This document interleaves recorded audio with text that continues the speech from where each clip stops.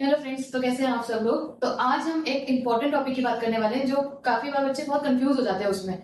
वो टॉपिक है हमारा एबीजी। सुना होगा आपने, हॉस्पिटल आईसीयू सेटअप्स में देखा होगा एबीजी की रिपोर्ट कैसे पढ़ते हैं, वहां बहुत इश्यूज आते हैं हमें। ठीक है, तो एबीजी की सबसे पहले फुल फॉर्म क्या होती है। एबीजी की फुल फॉर्म होती है आर्टीरियल ब्लड गैस। ठीक है, तो मतलब हमारी आर्टरीज में जितना भी गैसेस, ठीक है, तो हमारी आर्टरी में जितना भी CO2 HCO3 जितना भी होगा, हम उसके बारे में अब एनालिसिस करेंगे, वो रिपोर्ट पढ़ेंगे कि कैसे कैसे आगे metabolic acidosis, alkalosis, respiratory acidosis, alkalosis कैसे होते हैं। अभी हम ये देखेंगे, ये टर्म जो मैंने बोली है इसको देखेंगे कि क्या होती है ये एक्चुअल टर्म। तो भाई आपको कुछ याद नहीं करना, सबसे आपको बस 3 से 4 वैल्यू याद करनी है, इसमें आप पूरा एबीजी इजीली कर लोगे। ठीक है, तो सबसे पहली बात है पीएच। पीएच नॉर्मल ब्लड की कितनी होती है, 7.35 से 7.45। ठीक है, तो नॉर्मल कितनी होती है, 7.35 से 7.45। और अगर कोई एक्यूरेट पूछे तो सिर्फ 7.4। भाई अगर एक्यूरेट पूछता है तो 7.4 होती है। ठीक है, अब अगर कोई वैल्यू 7.35 से कम चली जाए, अगर कोई वैल्यू हमारे ब्लड की पीएच है 7.35 से 7.45, और अगर इससे कम चली जाए तो वो क्या कहलाता है, हमारा एसिडोसिस। बस आपको ये चीज अपने दिमाग में रखनी है कि अगर 7.35 से कोई वैल्यू कम चली जाए तो वो एसिडोसिस है, और कोई भी वैल्यू जो 7.45 से ज्यादा चली जाए तो वो होता है एल्कलोसिस। ठीक है, एल्कलोसिस मतलब क्या होता है, हमारा बेस। और एसिडोसिस मतलब क्या होता है, हमारा एसिड। ठीक है, ये कॉन्सेप्ट क्लियर हुआ, सिर्फ आपको यही चीज याद करनी है। नेक्स्ट है अब आपको PCO2। अब CO2 की वैल्यू देखते हैं नॉर्मल कितनी होती है। तो भाई CO2 की वैल्यू कितनी होती है, 35 से 45 mmHg। ठीक है, तो भाई CO2 की वैल्यू क्या होती है, 35 से 45। अब आप CO2 की अगर कोई बात करते हैं कि भाई CO2 ज्यादा है कम है, तो वो जितना भी हम बात करते हैं लंग्स से रिलेटेड बात होती है। अगर हमारा CO2 बढ़ रहा है डेट मीन्स हमारे लंग्स एसिड बढ़ा रहे हैं, और अगर CO2 कम हो रहा है हमारे लंग्स एसिड को कम कर रहे हैं। ठीक है, नेक्स्ट हम बात करते हैं हमारे बाइकार्बोनेट की। HCO3 मतलब होता है हमारा बाइकार्बोनेट। नॉर्मल वैल्यू इसकी कितनी होती है, 22 से 28 MEQ पर लीटर। ठीक है, 22 से 28 MEQ पर लीटर होती है। अब अगर ये ज्यादा हुआ तो उसको बोलते हैं मेटाबॉलिक। ठीक है, बेस अगर हमारा ज्यादा हुआ तो मेटाबॉलिक एल्कलोसिस, बेस कम हुआ तो मेटाबॉलिक एसिडोसिस। इसको हम अभी आगे क्लियर करेंगे कैसे क्या होता है, लेकिन बस ये बात आपको दिमाग में रखना है। HCO3 की बात आती है, अगर HCO3 ज्यादा होता है कम होता है तो उस टर्म को हम डिनोट करते हैं मेटाबॉलिक से। ठीक है, मतलब हमारी किडनी ही कोई काम ऐसा कर रही है जिस वजह से बेस हमारा ज्यादा हो रहा है या कम हो रहा है, तो इसके बाद हम किडनी से करते हैं। और नॉर्मल हमारा ऑक्सीजन लेवल कितना होता है, 80 to 100। इसको आप याद करो नहीं करो कोई इशू नहीं है, लेकिन अब हम ये पूरा concept acidosis, respiratory, alkalosis, metabolic, ये सब जितना भी है अब हम एक क्वेश्चन से समझते हैं। अगर आपको ये क्वेश्चन नहीं समझ आएगा हम दूसरा क्वेश्चन करेंगे। ठीक है, तो अब देखो, तो सबसे पहले क्वेश्चन में दिया हुआ है, आपको कहीं नहीं देखना, कहीं आप CO2 देखो, बाइकार्बोनेट देखो, कुछ नहीं देखना। सबसे पहले आपको जो देखना है वो देखना है पीएच। ठीक है, तो पीएच कितनी आई है, 7.32। तो क्या 7.32 इस नॉर्मल रेंज में है, नहीं है, तो ये मुझे समझ आ गया इस नॉर्मल रेंज से 7.32 कम है। तो इट मींस पहले मुझे कुछ नहीं करना, अगर मेरी वैल्यू पीएच कम है तो सबसे इंपॉर्टेंट मुझे क्या लिखना है, एसिडोसिस। ठीक है, अब हमारे पास, अब हम वैल्यूज पे जाएंगे। हमारी नेक्स्ट है CO2 और HCO3 की वैल्यू देखना। CO2 की वैल्यू देखो 30। ठीक है, नॉर्मल कितनी बताई थी मैंने, 35 से 45। तो अगर CO2 की वैल्यू 30 है तो डेट मींस ये नॉर्मल की रेंज में तो नहीं है। चलो ठीक है, नेक्स्ट भी देख लेते हैं एक बार। बाइकार्बोनेट की वैल्यू 23। नॉर्मल कितनी बताई थी, 22 से 28।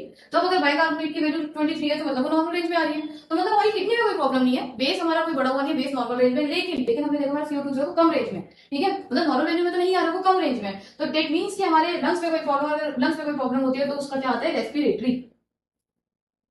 ठीक है, तो क्या है, रेस्पिरेटरी एसिडोसिस। अभी क्लियर हुआ। चलो अगर अभी भी क्लियर नहीं होता हम एक बार नेक्स्ट क्वेश्चन को देख लेते हैं कि भाई अब पीएच दे रखी है 7.25, और हमारा CO2 दे रखा है 35, और हमारा बाइकार्बोनेट दे रखा है 19। ठीक है, अब आप बताओ कि इसका कैसे, मतलब क्या होगा इसका आंसर। तो देखो पीएच, अब मैंने सबसे पहले बोला कहीं नहीं देखना इधर से उधर, आपको सिर्फ देखना है पीएच पे। ठीक है, तो पीएच मैंने देखी कि नॉर्मल रेंज में तो नहीं है मेरी पीएच, 7.35 से 7.45 नॉर्मल होती है, नॉर्मल रेंज में तो नहीं है। तो क्या होगा, सबसे पहले नॉर्मल रेंज से कम है, तो क्या होगा, एसिडोसिस। ठीक है, अब हमने देखा हमारे कार्बन डाइऑक्साइड, तो CO2 को 35 है, 35 से 45 नॉर्मल होता है, तो CO2 हमारा नॉर्मल रेंज में है। लेकिन हमारा जो बाइकार्बोनेट है 22 से 28 नॉर्मल होता है, लेकिन बाइकार्बोनेट की जो वैल्यू है वो आ रही है कम। ठीक है, 19। तो डेट मींस हमारी जो किडनी है उसमें कोई प्रॉब्लम है, तो इसलिए ये हो जाता है, अगर किडनी से बाइकार्बोनेट से रिलेटेड कोई भी बात होती है तो हो जाता है मेटाबॉलिक एसिडोसिस। ठीक है, अब कुछ अगर ना समझ आए तो आप कमेंट्स करके पूछ सकते हो।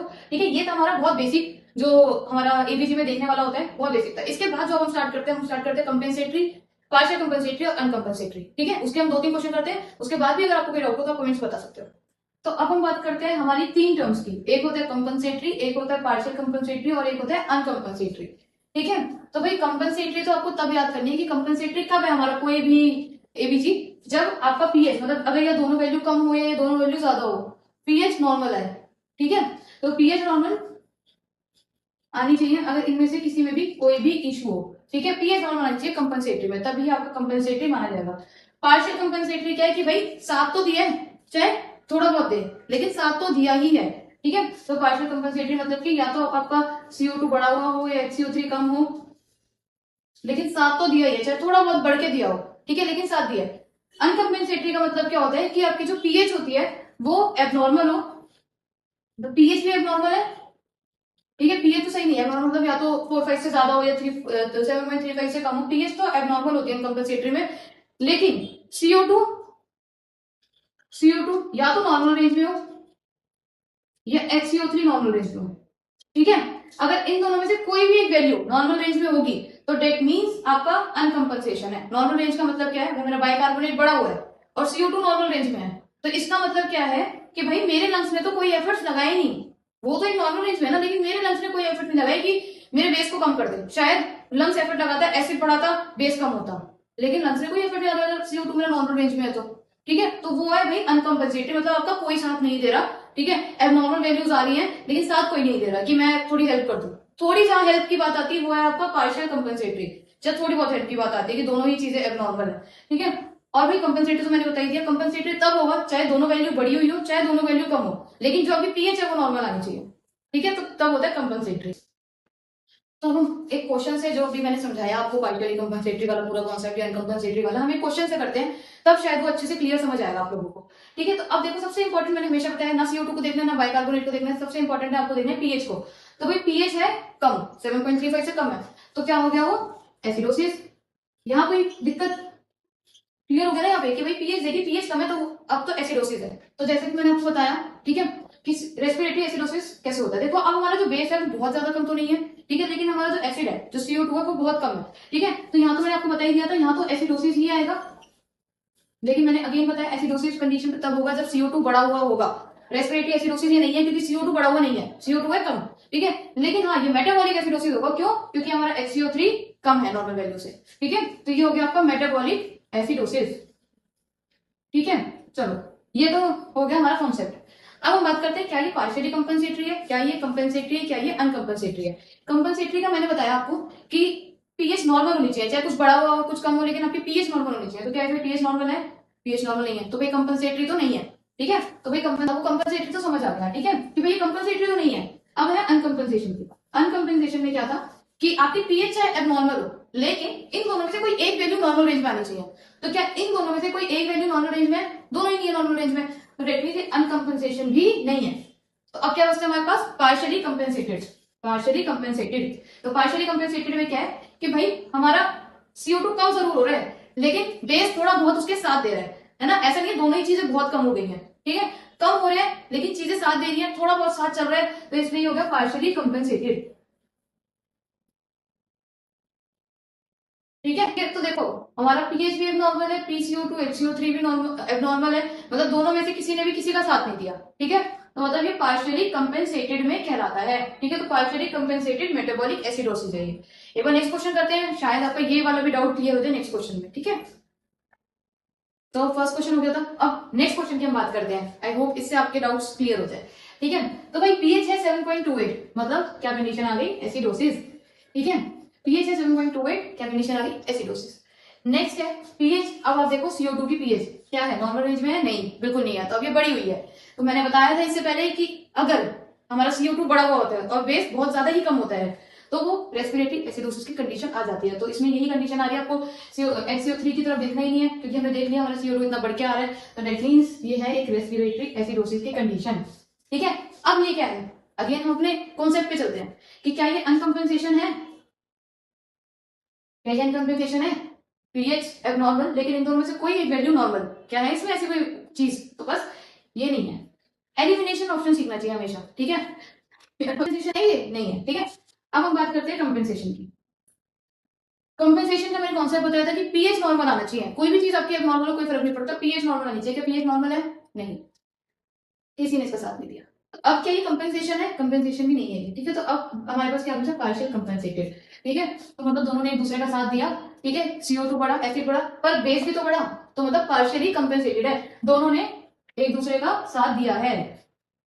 ठीक है, नेक्स्ट क्वेश्चन करते हैं। तो अब हम बात करते हैं अपने आखिरी क्वेश्चन की। ठीक है, अगर आपके डाउट अभी भी क्लियर नहीं हुए तो आई होप इस लास्ट क्वेश्चन में समझ आ जाएगा आपको।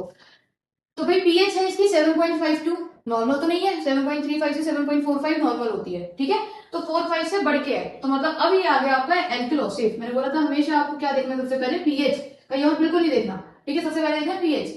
अब देखो CO2 की वैल्यू, CO2 की वैल्यू है 42, तो 42 तो भाई हमारी नॉर्मल रेंज में है ना, तो मतलब हमारे लंग्स तो कोई एफर्ट लगा ही नहीं रहे, मस्त बैठे हैं वो अपनी नॉर्मल रेंज में। ठीक है, लेकिन जो हमारा बाइकार्बोनेट है वो है 34, तो भाई बाइकार्बोनेट ज्यादा है और मतलब हमारी किडनी ज्यादा फंक्शन कर रही है, बेस ज्यादा प्रोड्यूस कर रही है, तो मतलब प्रॉब्लम तो भाई हमारी किडनी में ही है। तो क्या हो गया, मेटाबॉलिक एल्कलोसिस। क्लियर हो गया, मेटाबॉलिक एल्कलोसिस। ठीक है, अब यहां से हम एक चीज देखेंगे कि क्या है, अनकंपेंसेशन है क्या है। ठीक है, तो भाई देखो सबसे पहले मैंने कंपेंसेटरी आपको क्या बताया था कि पीएच नॉर्मल होनी चाहिए। क्या नॉर्मल है पीएच? पीएच नॉर्मल नहीं है, चलो ठीक है। तो हम बात करते हैं पार्शियल कंपेंसेटरी की। पार्शियल कंपेंसेटरी में क्या होता है कि भाई जो हमारा पीएच तो देखो एबनॉर्मल रहेगा, पार्शियल कंपेंसेटरी में पीएच जो है एबनॉर्मल रहेगा, लेकिन या तो दोनों को बढ़ना चाहिए था CO2 बाइकार्बोनेट को, या दोनों को कम होना चाहिए था। दोनों को थोड़े बहुत तो एफर्ट्स दिखाने चाहिए थे, पर CO2 ने तो कोई एफर्ट्स नहीं दिखाया, वो तो वही बैठे कि भाई मैं तो हूँ नॉर्मल रेंज में।